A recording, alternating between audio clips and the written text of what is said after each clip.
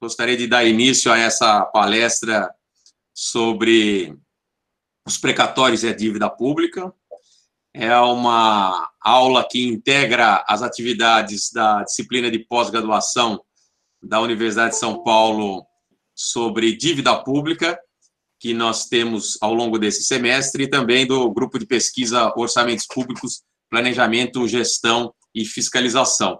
Então, temos a grata satisfação de receber hoje o Rodrigo Kanayama, que é advogado, professor de Direito Financeiro da Universidade Federal do Paraná, e ele é coautor da obra Precatórios e seu novo regime jurídico, que já está aí na segunda edição pela Revista dos Tribunais. E, segundo informações, aí já no final da segunda edição, comprem logo antes que acabe, né? Ou que mude o regime, né? Exatamente. Kanayama, muito obrigado, né? É sempre uma satisfação muito grande recebê-lo e agradecendo já antecipadamente a sua colaboração. Esse é um assunto que desperta um interesse muito grande, né? Que ele é não só do direito financeiro, como de outras áreas também, mas ele tem hoje cada vez uma importância maior, né? E é uma importância que, aliás, vai crescer por conta dessa situação que está abrindo uma perspectiva de que esses precatórios que nunca foram pagos voltem para o final da fila pela emergência de gastos que talvez ou considere mais importante que o pagamento dos precatórios e talvez coloque os precatórios de novo no final da fila. Então, já estamos com uma péssima perspectiva aí em relação à questão dos precatórios. Então, eu agradeço muito e eu vou só abrir um pouco a palavra para os outros professores da disciplina para, se quiserem fazer ou colaborar com essa abertura, e se não quiserem também, nós já damos início aí, já lhe passamos a palavra. Então, por enquanto, meus agradecimentos aí, Kanayama. Obrigado. O Estevão, não sei se quer falar alguma coisa, o Gabriel, não sei se já se logou. Não, já só cumprimentar, já cumprimentei. Bom dia, professor Estevão. Eu já me loguei também, só queria dar as boas-vindas ao professor Kanayama. Obrigado, Gabriel. Obrigado pelo convite e pela coordenação aí de vocês. Então, tá bom. Kanayama, muito obrigado. A palavra é sua aí. Obrigado.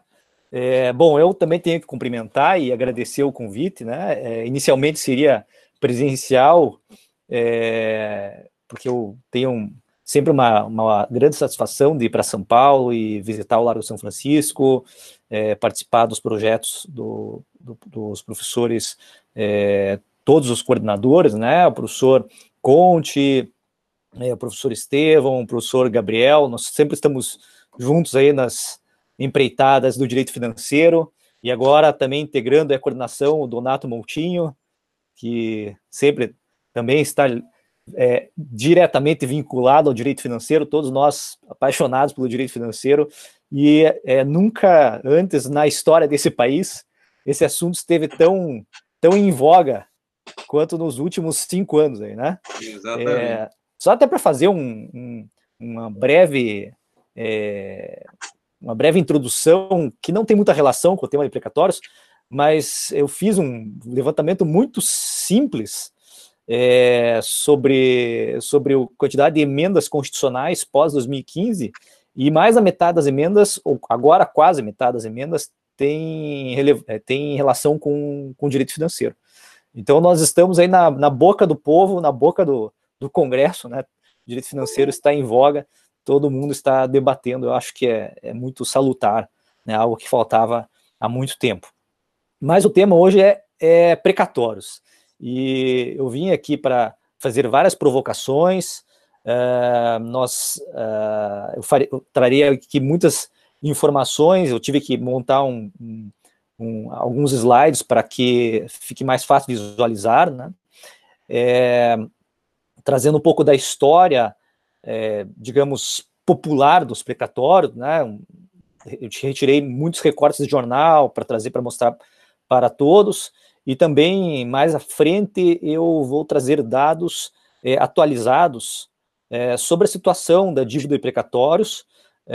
Eu eu consegui encontrar dados aí mais atualizados, tanto no Tesouro Nacional, pelo sistema do SADPEM, quanto também em documentos dos tribunais, né? Eu me dediquei mais ao Tribunal de São Paulo, ao Tribunal do Paraná.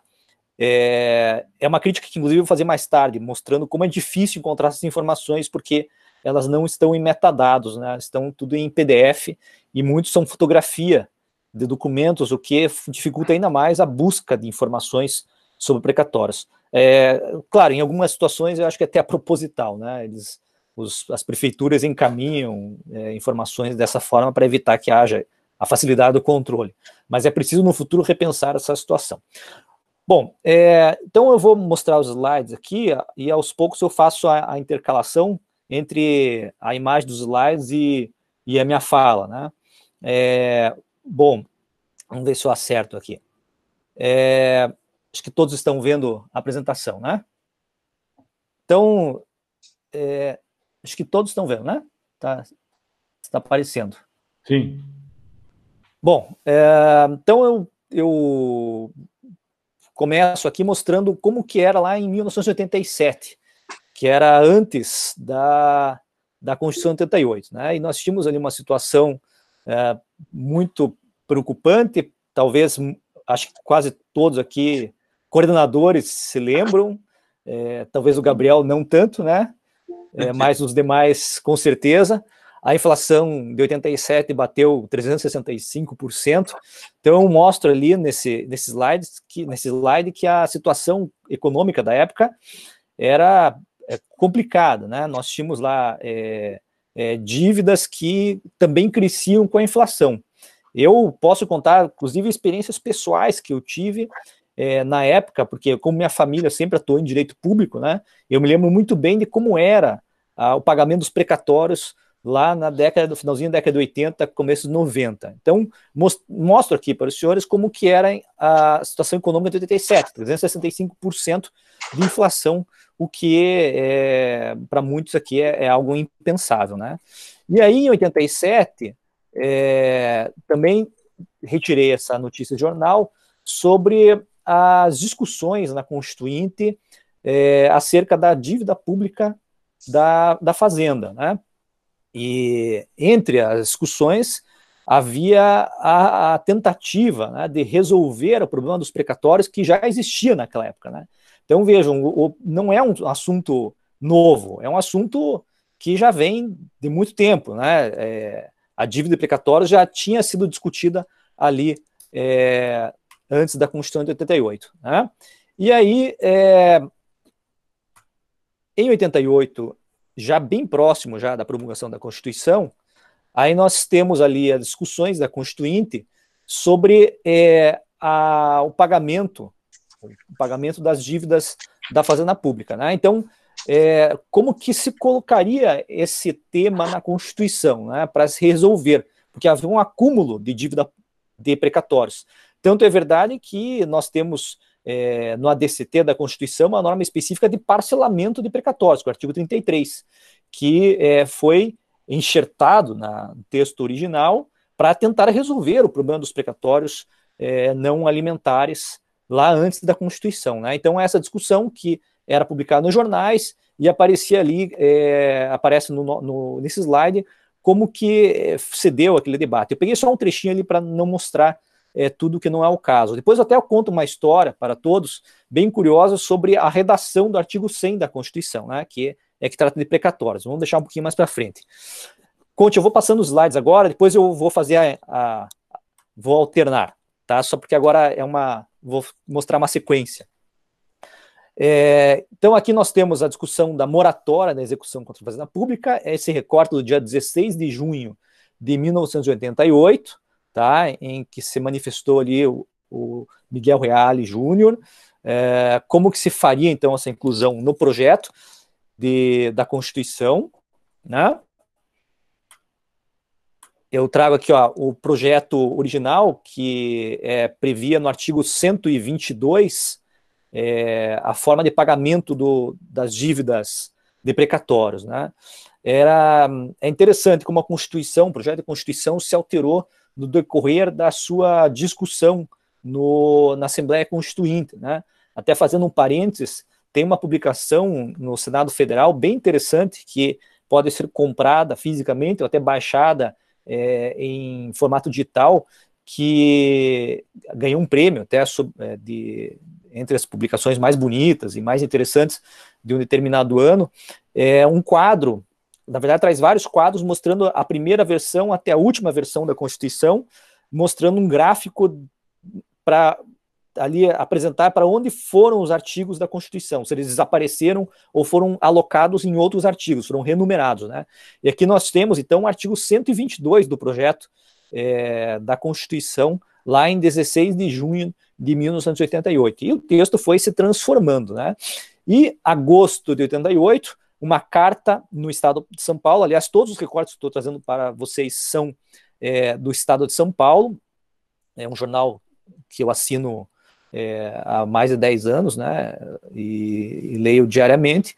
Então, o Estado de São Paulo traz a carta também dos leitores reclamando que ações propostas em 1973, né, 1973, que não haviam ainda sido resolvidas naquela época. Então, imagine o tempo que demora para receber os precatórios. Só para os senhores terem uma ideia, no escritório eu tenho uma ação que ainda está tramitando, porque existe um saldo, que é uma ação de 1979, né? Ou seja, ela tem praticamente a minha idade, e ainda requer alguns cuidados, embora já tenha sido praticamente extinta a execução, mas ainda tem alguns resquícios, o processo prossegue.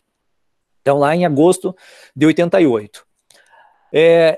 Em 89, nós temos esse quadro inflacionário de 1.764%, e então a dívida de precatórios ficava defasada, né? Ela tinha que ser atualizada sempre, e logo depois da promulgação da Constituição se discutiu muito isso, porque a Constituição original, no texto original, não previa a atualização até a data do pagamento dos precatórios, e sim até a data da expedição dos precatórios. Então era muito comum que houvesse expedição de precatórios complementares. Não sei se os senhores lembram disso, mas antes das emendas que vieram depois, especialmente a partir da emenda 62, não havia ali a atualização até o momento do pagamento. Então, nós tínhamos essa inflação de 1.664 em 89. Como disse, os precatórios não eram atualizados até o momento do pagamento, e sim o momento da expedição, né? Então, ocorria a expedição do precatório e depois tinha que pedir a complementação do precatório no futuro.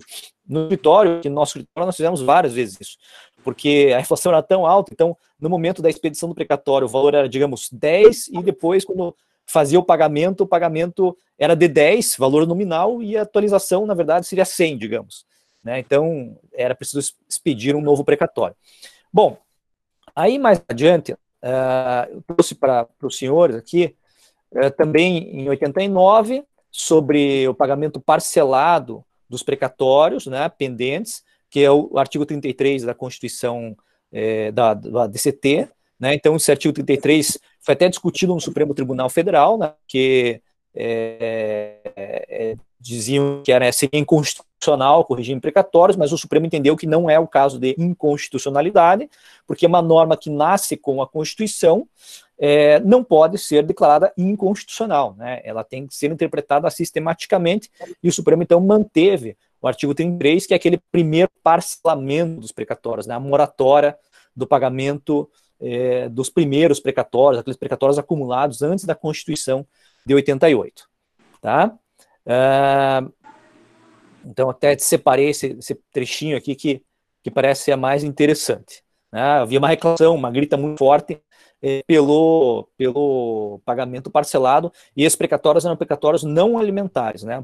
Precatórios ordinários. Então, bens que foram expropriados e que demandavam o pagamento de suas indenizações. Uma curiosidade, anos 80 nós temos uma inflação de 36 milhões por cento, né? Então os senhores imaginem como que era a inflação daquele momento. Em 1990, um artigo no Estadão também, de 23 de novembro de 90, em que há reclamação de que o crédito alimentar não seria justo, né, a forma de pagamento. Aí eu posso contar a história que eu pretendia contar, né? A Constituição, não sei se os senhores lembram, tinha a redação original no artigo 100, que se iniciava assim: à exceção dos créditos de natureza alimentícia, os precatórios serão pagos na ordem cronológica. Essa era a redação original do artigo 100, começava com à exceção, né? Ou seja, me parece que a intenção do Constituinte era o seguinte: os precatórios serviriam apenas para o pagamento das dívidas não alimentares, os ordinários, desapropriações, contratos, acidentes de trânsito, digamos, seriam pagos por meio do precatório. Os alimentares seriam pagos sem precatório, diretamente. Essa seria a interpretação mais adequada. Se os senhores forem olhar no texto da Constituição original, esse à exceção, o artigo, o caput do artigo 100, que é à exceção, começa com letra minúscula. E por que começa com letra minúscula? Porque este pedaço, à exceção, foi retirado do final da frase, do final do caput. Ele terminava originalmente no projeto de Constituição, ele terminava com a exceção dos créditos alimentares. E esse pedaço foi retirado e colocado na frente. Provavelmente, no final, na comissão de redação, foi mantida a redação sem nenhuma alteração. E aí ficou a letra minúscula no início do caput, né? E por que eu tenho certeza disso? Porque nos anais da Constituinte foi travado um debate sobre a redação desse artigo. E vários políticos conhecidos participaram desse debate do artigo 100. E a voz que prevaleceu foi do então Constituinte Nelson Jobim, que foi questionado sobre a redação deste artigo, e ele confirmou que, de fato, o à exceção dos créditos alimentares significa que os créditos alimentares não seguiriam o processo normal de pagamento precatório, eles seriam separados, pagos diretamente pela Fazenda Pública. Então, essa era a intenção do Constituinte originalmente, inclusive o próprio Constituinte Nelson Jobim, afirmou que essa era a vontade. Mas depois, mais adiante, o Supremo Tribunal Federal entendeu que não, que esse à exceção significa que os precatórios alimentícios apenas seguem uma ordem diferente, uma ordem privilegiada no rol de precatórios, né? Só uma observação: Nelson Jobim ainda não era ministro, então ele não precisou necessariamente se opor à interpretação que ele mesmo deu originalmente na Assembleia Constituinte, né? Então, ele depois veio a ser ministro, né? E aí isso se reproduziu, né? O entendimento acabou se firmando aí no Supremo e foi depois incluído em emenda constitucional, mantendo aquele entendimento do Supremo Tribunal Federal. Mas é interessante essa história, né? O precatório, então, tinha essa outra natureza. Uma parte era precatório, outra parte seria pago diretamente pela Fazenda Pública. Bom, voltando aqui à apresentação, deixa eu colocar novamente.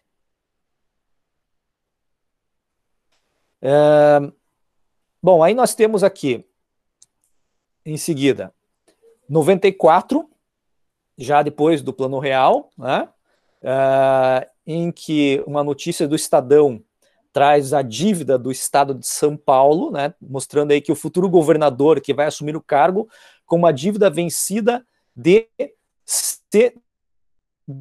16,8 bilhões de reais, né, ou 19 bilhões de dólares na época, sendo que 8 bilhões era só do Banespa, relacionado ao Banespa, e temos ali 1,8 bilhão da nossa Caixa, e outras para empreiteiras, né? Isso era o quadro em 1994 do Estado de São Paulo, tá? Então era o valor de 16 bilhões, o que é minúsculo comparado com o que nós temos hoje, né?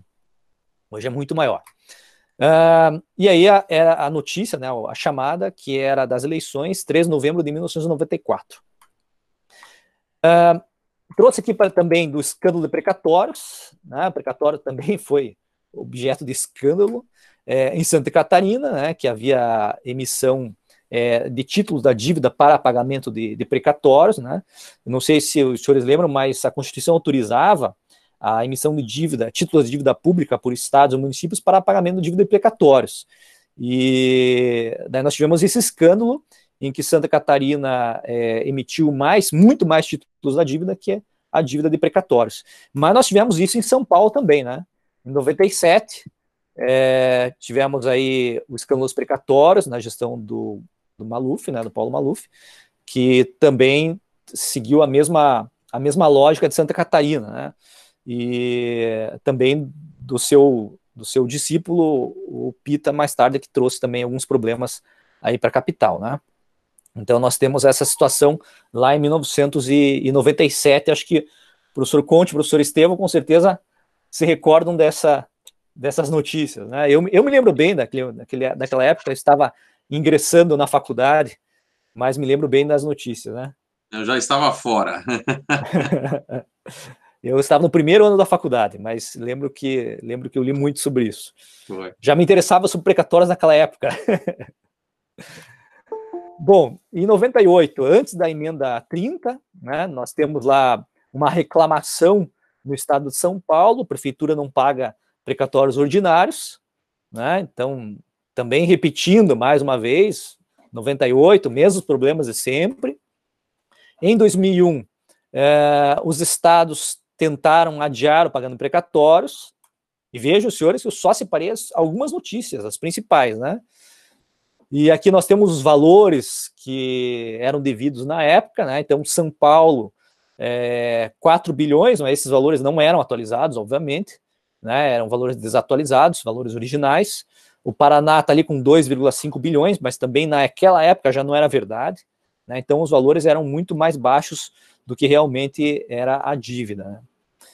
E aí, em 2007, a dívida aí calculada corretamente chegava a 62 bilhões, o Senado passou a discutir a saída para os precatórios e todos sabem o desfecho dessa história, que foi em 2009, e aí tivemos aí um aumento do mercado de precatórios, negociação de precatórios, né?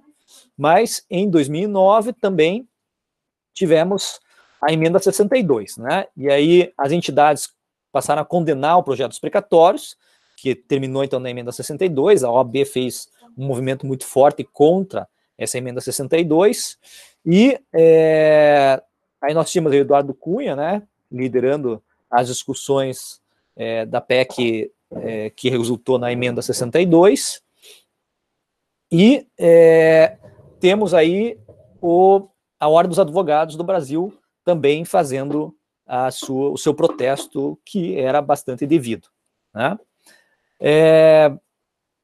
2 dias antes, o Estadão publicou um editorial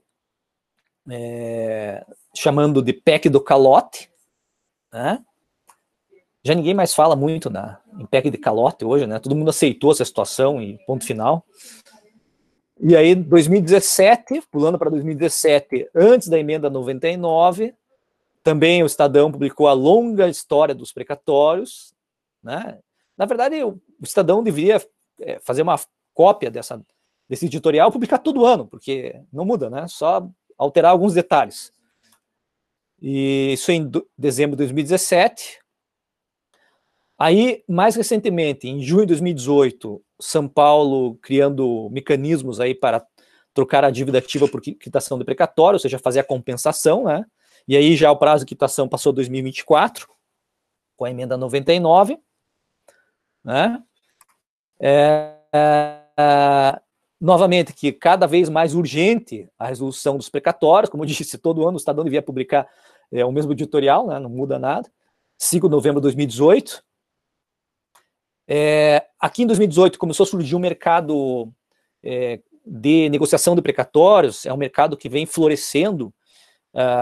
Eu trouxe aqui a entrevista do sócio do BTG Pactual, o Alexandre Câmara, que mostra que, e teve uma recente agora no Valor Econômico também, esses dias, mostrando o fundo de precatórios que o BTG tem, né? Então, isso está crescendo, é um mercado novo aí que vai permanecer por muito tempo, né? Os fundos comprando precatórios, negociando precatórios, é algo que vai permanecer aí por bastante tempo, por causa da situação que é insolúvel no curto prazo.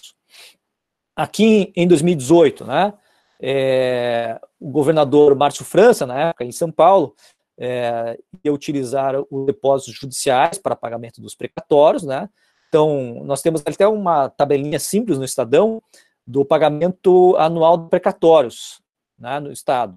Então, o Estadão traz essa informação ali. Em 2018, 3,5 bilhões de reais era a previsão de pagamento de precatórios. E aqui, em 2019, temos a situação que o Estadão traz no Brasil inteiro, né? Então, São Paulo é o maior devedor, e depois estão outros estados, inclusive o estado do Paraná, que ali está com uma dívida de até 10 bilhões de reais. Agora, diminuiu bastante. O estado do Paraná, hoje, eu vou mostrar mais adiante, está com uma dívida bem mais baixa. Vou até explicar por que houve essa queda da dívida de precatórios.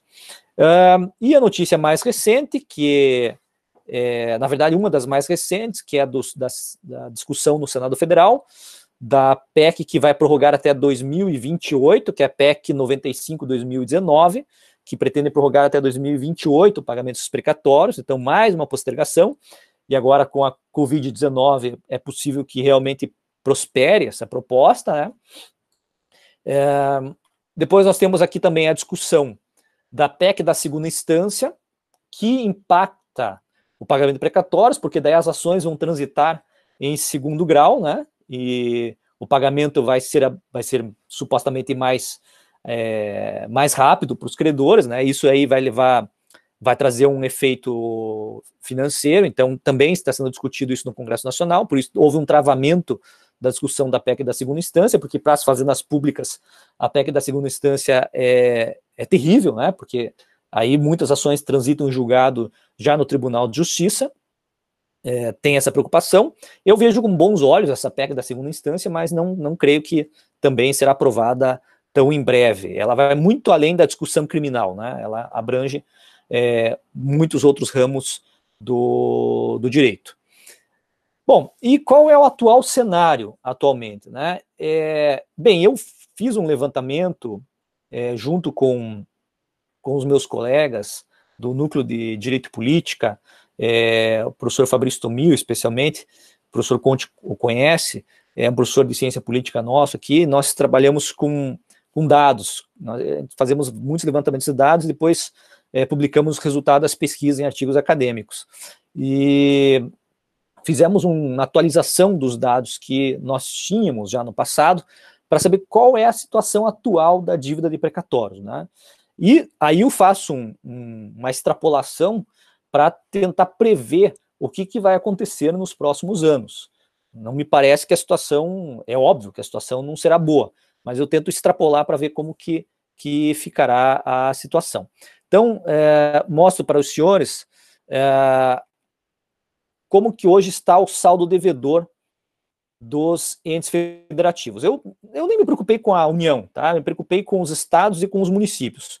A União não me parece problema, vai ter dinheiro para pagar.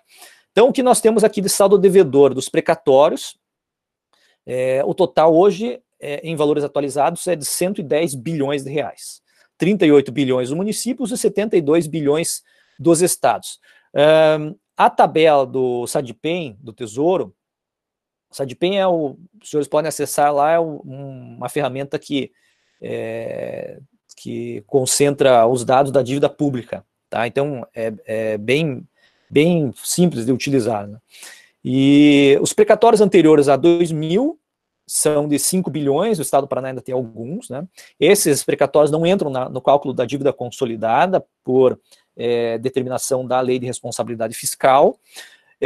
Os precatórios posteriores a 5 de maio de 2000, vencidos e não pagos, esses entram sim no cálculo da dívida consolidada, que é 97 bilhões de reais o total, né? E, por fim, os precatórios posteriores a essa data, a data de promulgação da Lei de Responsabilidade Fiscal, né, que não estão incluídos na dívida consolidada. Esses são os precatórios novos, são os precatórios que não estão em mora. Então, ainda restam 8 bilhões de reais para serem pagos e não estão incluídos na dívida consolidada porque eles ainda não estão em atraso, ou seja, estão ainda para serem pagos neste exercício financeiro. Então, vejo os senhores que, se considerarmos que a cada exercício financeiro há um aumento aí de 7%, mais ou menos, na dívida de precatórios, será complicado se houver uma postergação de mais 4 anos. É provável que a dívida continue crescendo cada vez mais nos anos seguintes a 2024. Tá? Bom, aqui eu trouxe o saldo devedor em gráficos, né? É o mesmo dado que nós temos naquela tabela anterior, também foram retirados do SADIPEM. Depois aqui eu trouxe uma tabela daí por estado, e aí está ordenado em maiores devedores, né? Então, São Paulo, 24 bilhões de reais, é a dívida de precatórios do estado de São Paulo, e depois Rio Grande do Sul com 11 bilhões e Paraná com 9 bilhões. O Rio Grande do Sul, aliás, o Paraná não está mais com 9 bilhões, está com bem menos, eu vou explicar mais adiante. O Rio Grande do Sul deve 11 bilhões e ainda tem uma situação mais grave das suas finanças públicas, né? Porque o Rio Grande do Sul está em crise há já algum tempo, né? Faz uns 4 ou 5 anos que o Rio Grande do Sul está em uma crise mais aguda e tem um problema se aproximando. O Rio Grande do Sul tem mais servidores aposentados do que na ativa. Então, o gasto maior do Rio Grande do Sul é com aposentados do que com servidores ativos. Isso implica em futuras contratações, ou seja, o estado do Rio Grande do Sul vai ter que acabar contratando servidores, né, para compensar aquela falta.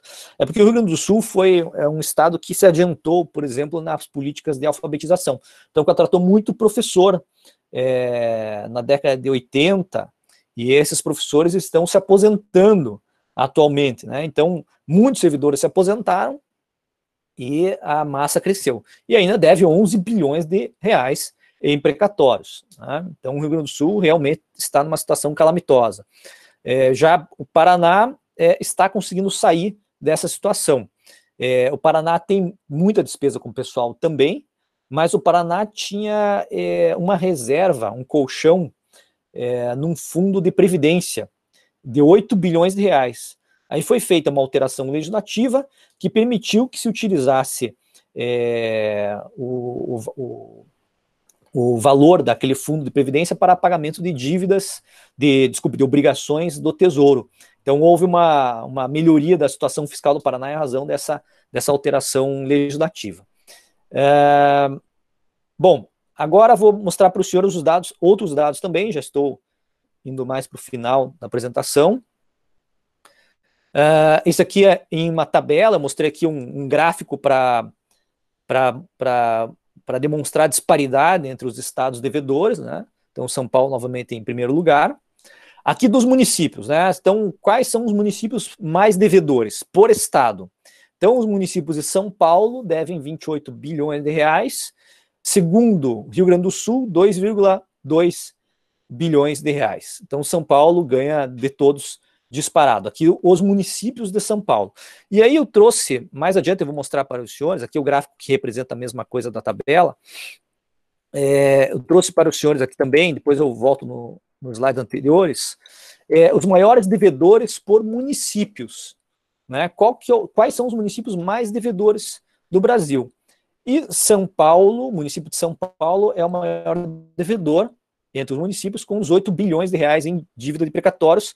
E, segundo lugar, vem Guarulhos, com muito menos de dívida de precatórios, menos de 1 bilhão de reais. Então, São Paulo supera demais o segundo colocado em dívida de precatórios, né? Curitiba vem pagando em dia a dívida de precatórios, então praticamente não tem mais estoque, né? Tem pouca coisa para ser pago ainda, mas tem muito que já foi pago. Bom, passo aqui para a situação do estado do Paraná, né? Qual a situação do estado do Paraná hoje? Então, nós temos um plano de pagamento para 2020, o plano que foi apresentado pelo governo estadual foi de pagamento no primeiro semestre de 2020 de 3,7% da receita corrente líquida, sendo parte do Tesouro e parte de depósitos judiciais, e no segundo semestre de 2020, 4,79% da receita corrente líquida. Eu só não sei se isso vai se concretizar agora, né? A média é de 4,26% da receita corrente líquida durante o ano, e seria esse valor suficiente para a quitação até 2024, o que dá um pagamento de 134 milhões de reais por mês. E o Estado do Paraná vinha pelo menos fazendo esse depósito até hoje, né? Então, o valor a ser depositado por ano para cumprir o mandamento constitucional é de 1 bilhão e 600 milhões de reais por ano. E o Estado do Paraná vinha conseguindo pagar, né? A dívida atual do precatórios do Estado do Paraná, que consta no Tesouro Nacional, é de 9 bilhões de reais. Mas em dezembro, esse valor caiu bastante porque houve um pagamento muito grande de um precatório aqui no Paraná. Outros precatórios também, mas havia um que era de mais de 2 bilhões de reais. Então, caiu aí o valor líquido hoje é de 6,7 bilhões de reais a dívida de precatórios do Estado do Paraná, né? Então, esses dados estão no site do Tribunal de Justiça do Paraná. A situação do município de São Paulo, encontrei só do município, não encontrei do Estado de São Paulo, né? Então, como disse para os senhores no início, essa informação não está em metadados, está em PDF, fotografia. Então, eu tive que buscar esses dados dentro de documentos que foram fotografados. E a São Paulo capital não optou pelo regime especial da emenda 99. Acabou ficando com a Lei Complementar 151, que é aquela que permite o uso dos depósitos judiciais. Quem autoriza o uso da Lei Complementar 151 é o Tribunal de Justiça de São Paulo, pela portaria 9589/2018.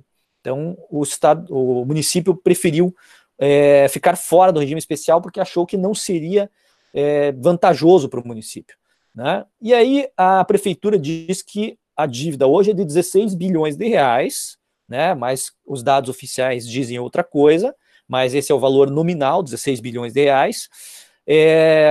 Se aderisse ao regime da emenda 99, teria que comprometer 5,7% da receita corrente líquida até 2024, que é muita coisa para o município de São Paulo, ou seja, seria um valor que superaria, por exemplo, política de saúde. Então, é um valor muito significativo, né? E o depósito proposto em 2019 pelo município de São Paulo seria de 1,8 bilhão de reais. Em 2020, a previsão era 2 bilhões, e em 2024, 2 bilhões e 800 milhões de reais. Tá? Então, o município planejou aumentar os aportes perante a conta do Tribunal de Justiça para conseguir quitar até 2024. Esse é o plano, que provavelmente não será cumprido, né? Qual que é o impacto para a Covid? Bom, aí nós temos que ter alguns cuidados, porque nós estamos aqui fazendo um exercício de futurologia, né? Mas vou tentar aqui fazer essa extrapolação. Não sabemos como ficará a situação a partir de agora. Nós temos o PDL 116/2020, que é um projeto de decreto legislativo que está no Congresso Nacional, que pretende sustar a resolução 303 do CNJ, que é a resolução nova que revogou a resolução 115. Então, essa resolução nova, a pretensão do Congresso Nacional é de suspender a sua aplicação, o que impediria o pagamento de precatórios, né? Então, essa é a ideia. O problema é que o artigo 49 da Constituição não autoriza a sustação desse tipo de ato normativo, né? Então, não me parece que seria possível por um projeto de decreto legislativo. Mas eu consultei a tramitação e há uma certa tramitação dentro do Congresso Nacional e ninguém questionou essa questão nesse momento, né? Me parece que não é possível, é inconstitucional, sustar por decreto legislativo uma norma do CNJ. Mas acho que é um risco que nós estamos correndo. A PEC de 95/2019 tenta prorrogar até 2018 o pagamento dos precatórios. Isso é possível de acontecer, né? Como disse anteriormente, há uma pressão muito forte dos governadores para que isso aconteça, né? E o que nós temos mais aqui? Como impacto da Covid,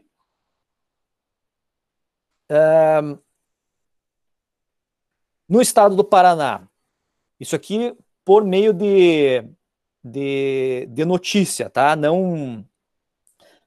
Eu não encontrei documentos oficiais que demonstrem o que vai ocorrer no estado do Paraná, mas a Agência Estadual Notícia informa que há uma mudança no plano de pagamento dos precatórios, ou a tentativa de mudança no pagamento dos precatórios, para reduzir o pagamento em 1,5 bilhão de reais entre 2020 e 2021, que seria basicamente reduzir em 50% o depósito a ser feito nesses 2 anos pelo estado do Paraná, né? Então, com certeza, ocorrerá um atraso no pagamento dos precatórios no estado do Paraná, se isso acontecer, né? Se houver realmente essa mudança no plano de pagamento dos precatórios do estado do Paraná. É bastante coisa. 1,5 bilhão é praticamente o depósito no ano inteiro, né, no estado do Paraná. Então, haveria aí um atraso. Bom, para concluir, professor Conte, eu trouxe só também aqui um editorial do Estadão, de 5 de agosto de 2019, que se intitulou O Preço do Passado, que traz uma frase bem interessante do então ministro Pedro Malan, que disse o seguinte, que no Brasil até o passado é incerto. Não sei se os senhores lembram dessa frase do Malan. Mas, de fato, né, por quê? Hoje estão sendo pagos em precatórios valores relacionados a políticas equivocadas do governo Collor, né? Então, vejam, eram valores imprevisíveis, o Tesouro Nacional não previa essa dívida, esse pagamento já em 2019 para 2020. E, de fato, isso aconteceu em razão de políticas equivocadas que vão ficando aí para o futuro, né? Então, até o passado no Brasil é incerto porque os governos não têm certeza do que vai acontecer em razão de políticas que já aconteceram, tá? Bom, acho que eu não vou fazer aqui muitas conclusões, não vou apresentar todas as minhas conclusões, vou mais deixar o debate aberto, porque me parece que esse tema gera tantas preocupações de todos, então acho que podemos abrir o debate e eu não vou apresentar aqui, nesse momento, as minhas conclusões. Eu acho que eu trouxe mais preocupações do que conclusões, professor Conte. Puxa vida. Canaã, muito obrigado. Agradeço muito esse histórico acompanhado aí pelo Estado de São Paulo da evolução dos precatórios, né? Trouxe notícias que as pessoas mais novas aí não têm ideia de como era a situação anterior, de modo que ficou muito esclarecedor e muito obrigado. Eu vou, em primeiro lugar, abrir a palavra aí para os professores, para ver se eles têm algum questionamento inicial a fazer, e depois a gente abre a palavra para o público, né? Aliás, só um detalhe, não é propriamente uma questão, mas como a gente está falando sobre dívida pública, o precatório, e é uma dificuldade muito grande em conceituar a dívida pública, o precatório é um caso curioso, né? Porque ele não é necessariamente dívida pública, depende da situação, né? Porque, até se você quiser falar um pouquinho sobre isso, porque, você veja, nem toda obrigação que você tem a pagar é necessariamente uma dívida. E o precatório é um caso curioso por conta disso, porque em determinada situação ele é uma obrigação a pagar que não é dívida. E aí que depois ele se constitui em dívida. Então é um caso curioso para mostrar a dificuldade que existe em exatamente conceituar e caracterizar o que é uma dívida pública, né? Então é só esse detalhe que eu acho interessante, que tem bastante relação dos precatórios com a dívida pública. Se quiser falar um pouquinho sobre isso, até fala, mas se não, eu fico aí com a palavra para o Gabriel e para o Estevão num primeiro momento, e depois a gente abre para o público. E reiterando os agradecimentos. Obrigado. Desculpa. Não, fique à vontade. É que eu faria o mesmo comentário que o professor Conte fez, porque são obrigações financeiras que não decorrem necessariamente de uma operação de crédito, né? Exatamente. Eu gostaria só de saber a opinião do professor Kanayama sobre a natureza jurídica, digamos assim, em termos de controle fiscal dos gastos com precatórios.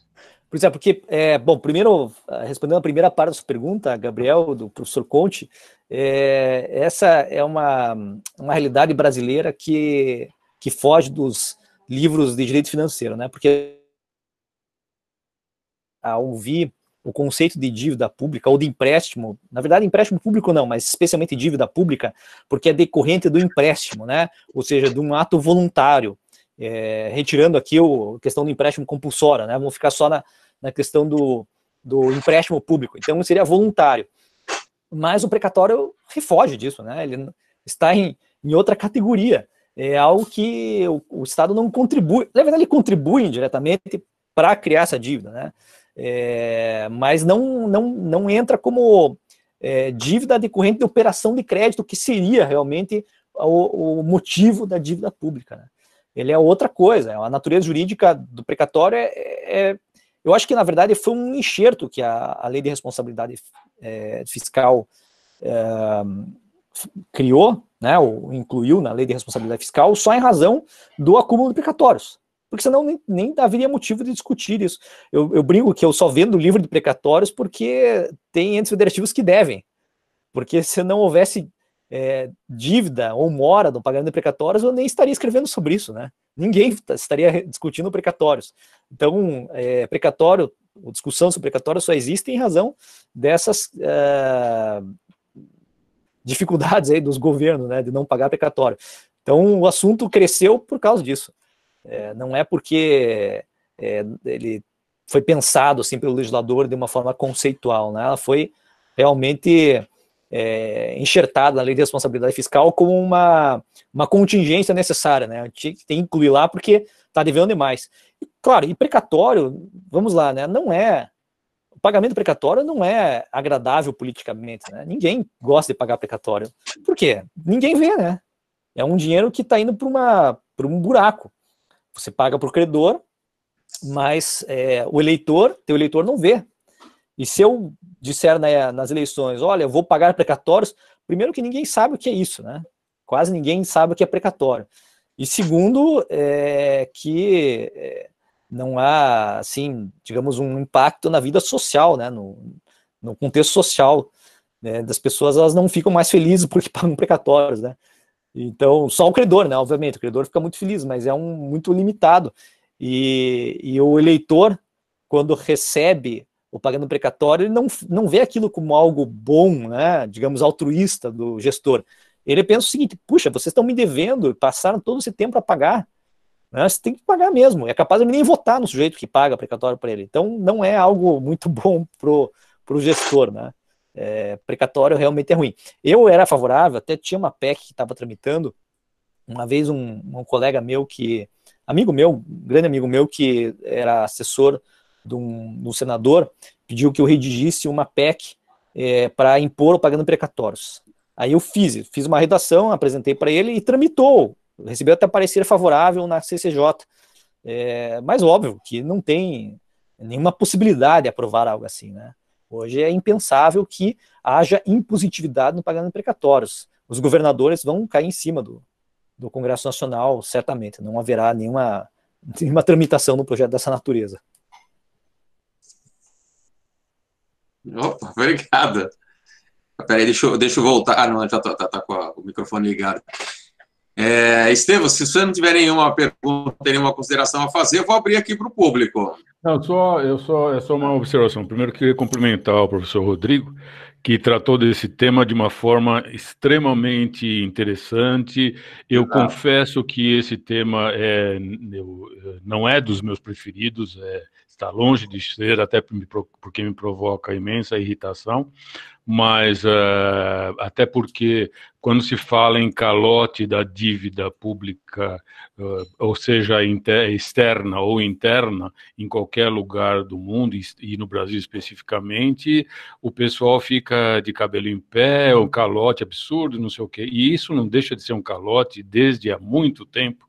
esse não pagamento de precatórios e fica por isso mesmo. Aí vai se transculando, e depois todo mundo fala que tem que pagar, a dívida contraída tem que ser paga, tudo mais, só que paga quando quiser. Em última análise é isso, porque não convém, como o professor Rodrigo também disse aí, o governante não interessa isso para ele.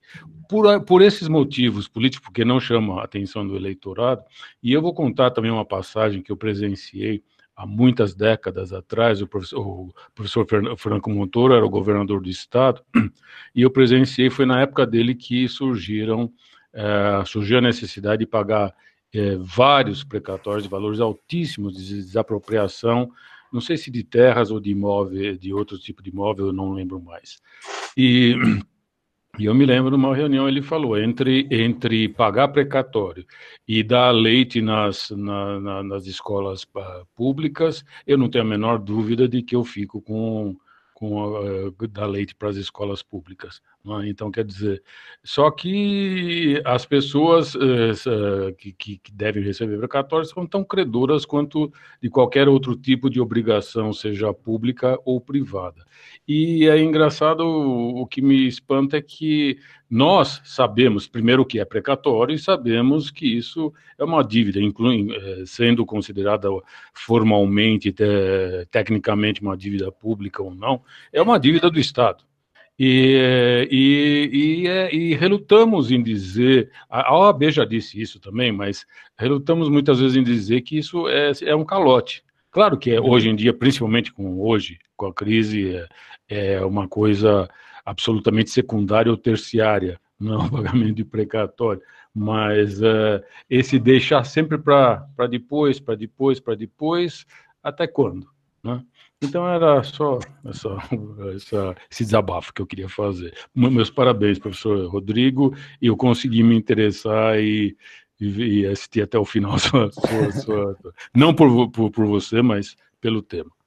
Obrigado, professor Estevão. Mas tem uma frase do ministro Gilmar Mendes, no julgamento daquele recurso extraordinário que envolvia a discussão sobre a aplicação do regime precatório das empresas estatais, que foi o leading case. Agora não me lembro do número do recurso extraordinário, mas o ministro Gilmar Mendes corretamente diz o seguinte: existe um preconceito contra o regime precatórios, porque o regime precatórios originalmente foi pensado para que o Estado pudesse se programar para incluir no orçamento público e pagar a obrigação judicial no ano seguinte. Era uma questão de gestão do orçamento, né? Mas isso se desvirtuou, né? E aí virou uma forma de postergar indefinidamente o pagamento. Então é mais culpa dos governos, na prática, como funcionou, do que provavelmente da intenção do Constituinte. Mas o Brasil sempre foi assim, né? E parece que o Constituinte nunca aprendeu, e sempre há muita pressão dos governos para que isso não mude, né? Não interessa. Sim. E pagar a dívida não é politicamente agradável, né? Ninguém gosta de ver pagamento de dívida. O Estado do Paraná pagou agora 2,2 bilhões de reais para uma empreiteira, e é um processo que já vinha de 50 anos aí, tramitando e discussão sobre juros e tal, e ficou muito tempo para pagar. E aí pagou. Claro, tem gente que vai reclamar, vai dizer, poxa, vai pagar para a empreiteira, mas nós estamos aqui na crise. Mas, puxa, é uma dívida de 50 anos ou mais, né? Então, tem que pagar, não tem jeito, o Estado dando calote. E a dívida cresceu, né? Ela ficou, foi crescendo e ficou maior. Né? E aí o Estado conseguiu no tribunal reduzir os juros e tal, mas sempre está naquela corda bamba, né? Nunca se sabe como resolver essa situação. Muito bem. Professor Conte, tem umas perguntas aqui no... Eu ia até dizer que eu ia poder fazer uma questão, mas não vou passar na frente do público, não. Se você estiver lendo aí, pode ficar à vontade, vamos dar preferência para o público que está perguntando. Não, tem só um comentário da Marta Regina Gonçalves, que informa que o PDL de 116 foi retirado de pauta. Bom, isso já é uma notícia muito boa, né? Nós ficamos felizes, porque todos estávamos em polvorosa, mas houve muita pressão do Conselho Federal, da OAB também. Aqui na OAB do Paraná nós nos manifestamos também de uma forma incisiva para retirar. Até o Paulo Henrique Bererruca, que é nosso presidente da comissão, que escreveu uma mensagem também no chat, cumprimento o Paulo, aí está online, de fato, ele atuou bem aí nessa frente aí da OAB do Paraná e conseguimos, todos nós, retirar o PDL 116 de pauta, né? O Felipe Rodrigues faz uma pergunta sobre mercado secundário de precatórios e fala sobre o valor médio de deságio na negociação de títulos federais. Mas daí não é bem o caso, né? Porque o precatório não é um título da dívida pública.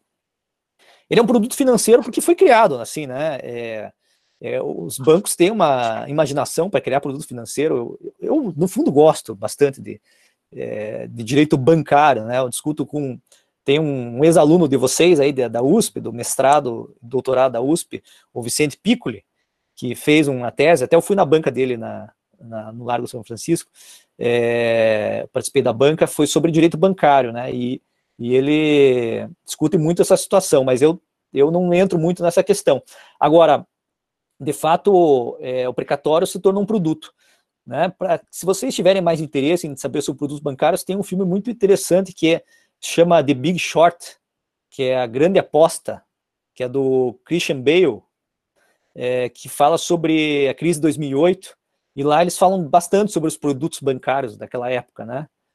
Inclusive aparece no filme o Richard Taylor, que ganhou o Prêmio Nobel de Economia agora faz um ano, e trata sobre o economia comportamental no mercado bancário. Bem interessante. No meio do filme ele aparece lá e dá uma explicação. Então é bem bacana esse filme, se chama The Big Short. Acho interessante ele ver no final de semana, e tem na net aí que eu já vi, ou na Amazon. Daí o Felipe pergunta também, títulos estaduais, quais são os mais procurados? Só que agora não tem mais título estadual, né? Agora o Senado vedou a prática, não é mais possível emitir títulos estaduais. É possível que volte agora, né? Com essa crise, não duvido que retornem. Aí tem que escolher um bom município, um bom estado aí que tenha como pagar no futuro, senão vai ser um mico. Não recomendo. O problema é que título estadual não tem liquidez, né? Estadual e municipal. Então não dá para negociar em mercado secundário, é muito difícil.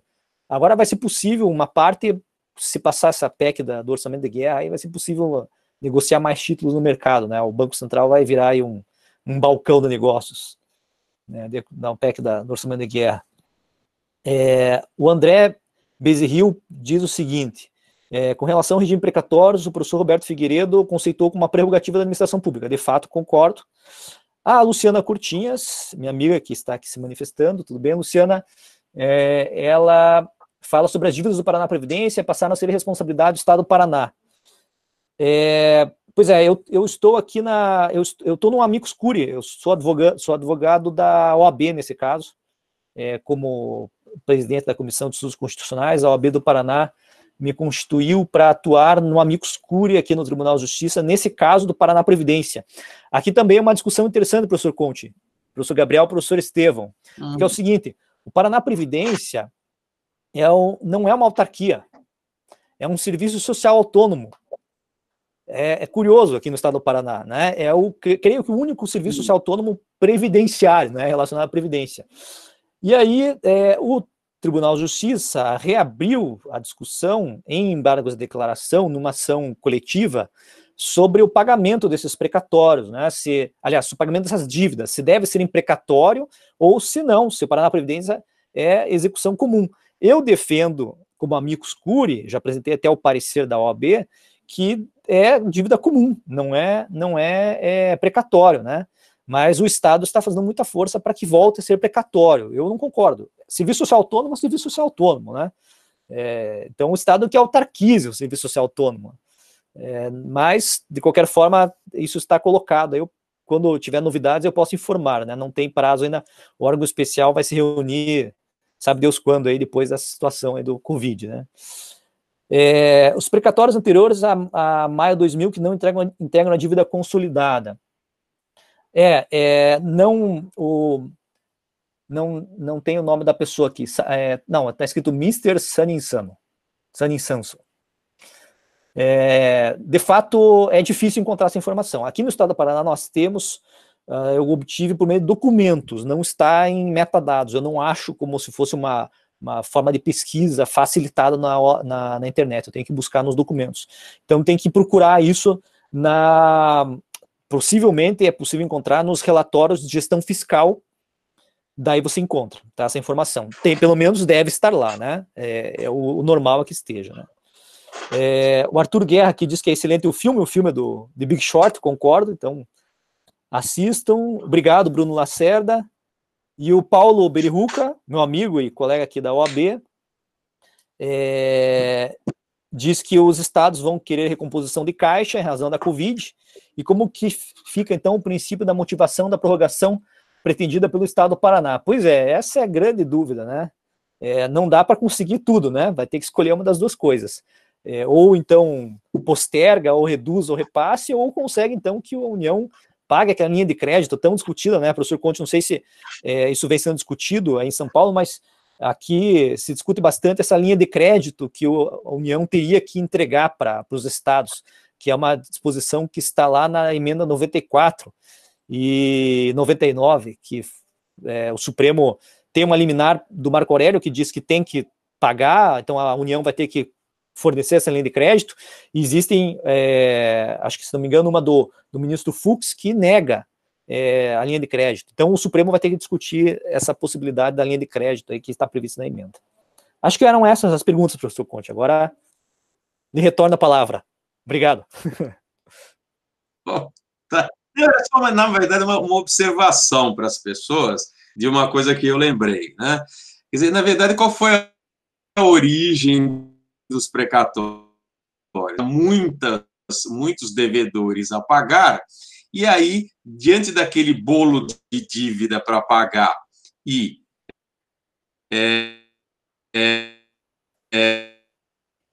não começou a ter aquele problema da fila, ou seja, ele pagava para quem ele queria. Então, você colocou uma discricionariedade aí bastante perigosa e complicada. Foi um dos grandes motivos que deu origem aos precatórios. Fala, não, olha, o Estado tem um monte de dívida para pagar, vamos organizar isso para poder fazer uma fila e tirar essa discricionariedade do sujeito pagar quem ele quer. Esse é um dos principais motivos que deu origem aos precatórios. Ocorre que agora, né, organizada a fila dos precatórios, embora não resolvida a questão do pagamento, começou a surgir os restos a pagar, né? Você começou a ter dívidas não judicializadas que estão fazendo um montante de dinheiro que o administrador também escolhe livremente quem ele vai pagar, e a pessoa fica na dúvida entre esperar receber ou judicializar e transformar em precatórios, ou seja, fica na incerteza de se vai receber ou não a curto prazo, para ter que trocar por uma certeza de que vai receber a longuíssimo prazo. Então, os restos a pagar começaram a virar um novo precatório. Daqui a pouco você vai ter o precatório, você vai ter uma fila para os restos a pagar, e agora tem uma outra novidade ainda, que foi essa autorização de liberar os depósitos judiciais para pagar precatório. Sim, péssimo, né? Daqui a pouco a pessoa vai lá levantar o depósito dele, né? Não tem mais dinheiro porque os depósitos foram levantados pelo governo para pagar precatórios. E aí vai gerar, provavelmente, uma outra necessidade de uma outra fila.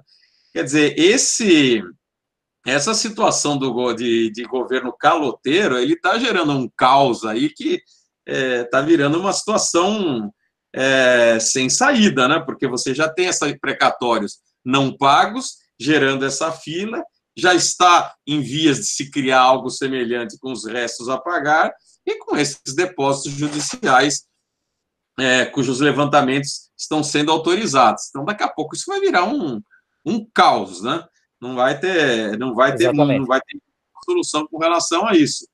E se somar com essa situação atual de que eles vão arrumar agora uma justificativa, digamos, até plausível para adiar o pagamento dos precatórios, isso vai ficar numa situação de tal forma insustentável que não se consegue ver uma luz no fim do túnel para isso daí, né? Exatamente. E tem juros, né? Esse é o problema maior. E faltou até um ponto, professor Conte, mais outro tipo de calote agora que virou moda.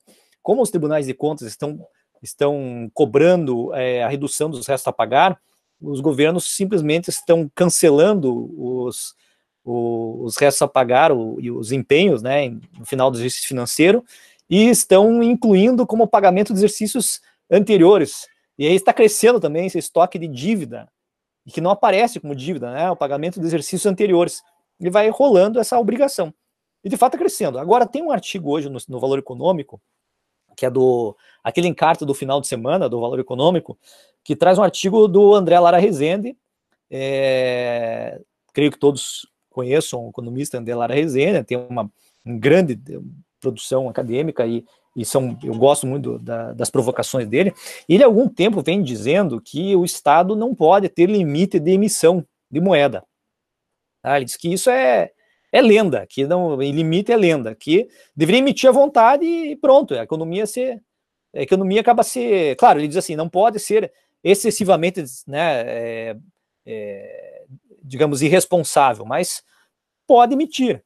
E ele defende num artigo hoje, no Valor Econômico, mas aí ele vai além, ele fala sobre os problemas sociais aí decorrentes da Covid, né?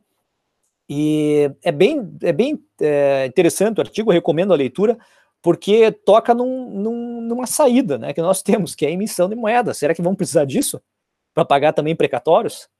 Né? O Tesouro vai ter que emitir moeda e distribuir empréstimo para os estados? Não sei. As pessoas trocam um problema por outro, né?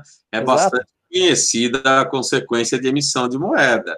Quando você emite moeda e cria um eventual descompasso entre o produto e a moeda disponível, você vai gerar inflação, e a inflação é uma forma disfarçada de imposto injusto, porque qual é o resultado da inflação, né?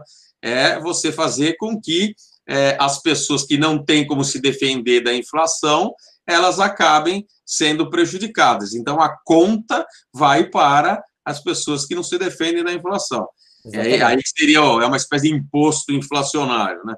Só que enquanto o tributo segue todas as regras de capacidade contributiva, seletividade, etc., né, a inflação não segue regra nenhuma, é um Deus nos acuda, né? Qual é o critério para a pessoa pagar a conta num caso de inflação, né? Ou o chamado imposto inflacionário?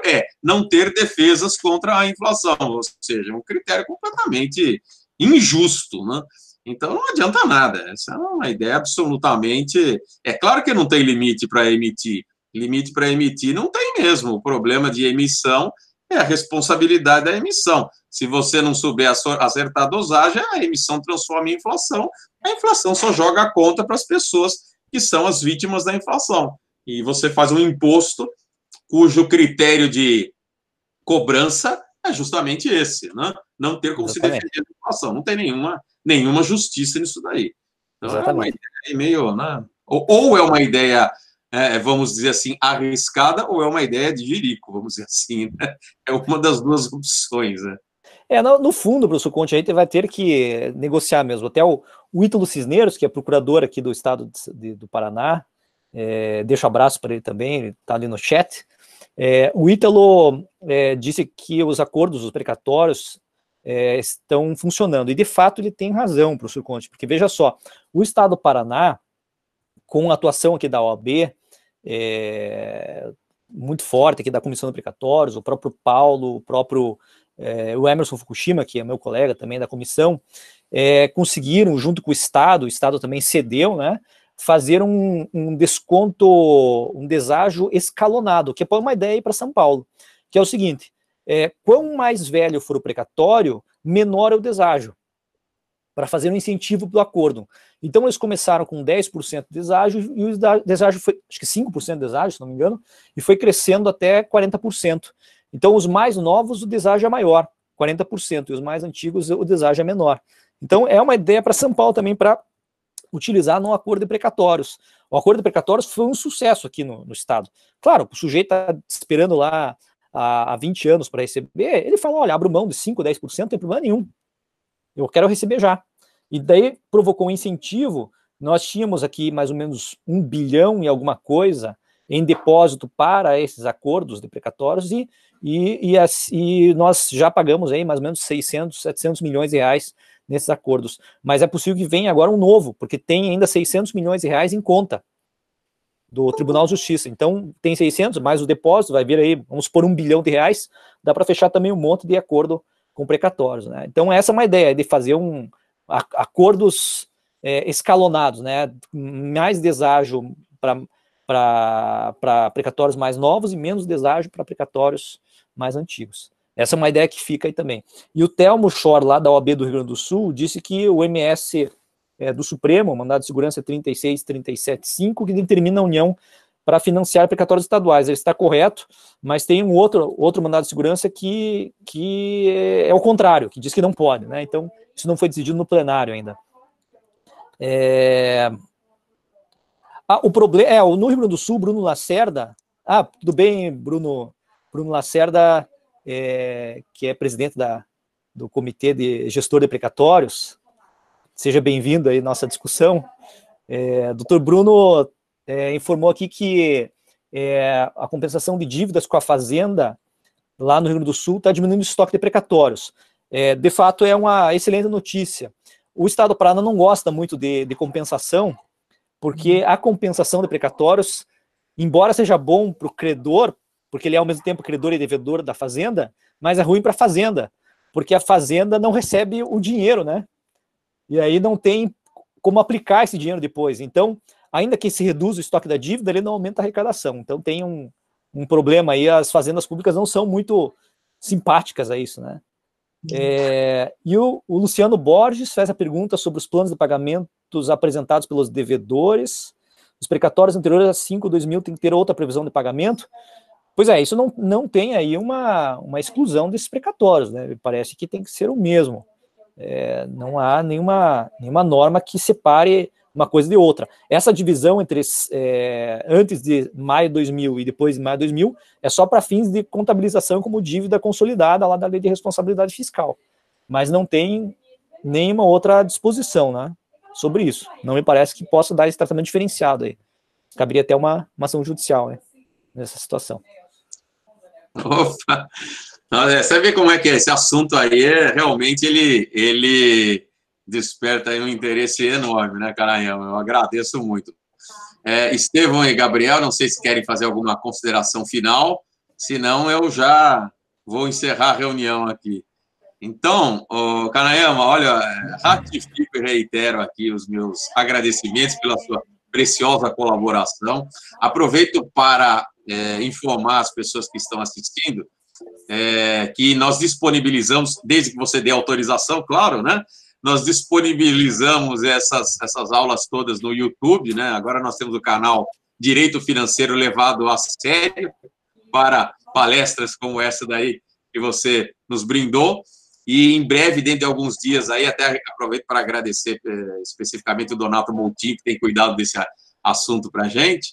E aí nós estamos, então, fazendo um catálogo lá de palestras que são úteis para quem se interessa pelo direito financeiro, e a sua é a próxima a ser incluída.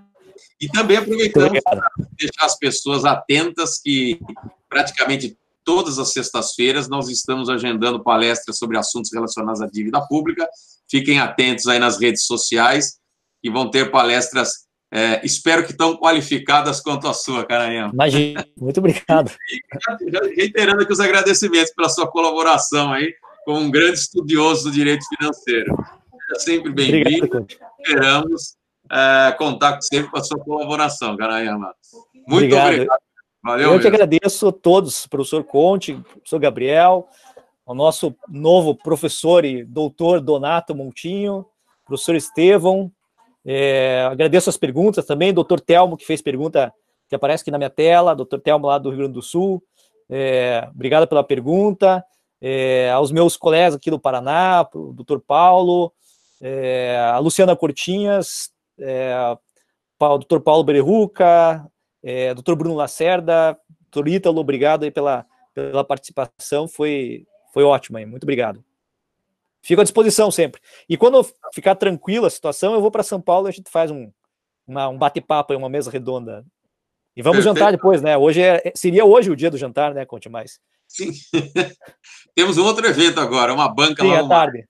Mas seria hoje o jantar se eu estivesse aí, mas infelizmente fica para o segundo semestre. Pois é, não vai dar certo. Obrigado. Então, pessoal, até logo. Muito obrigado. Obrigado, boa tarde.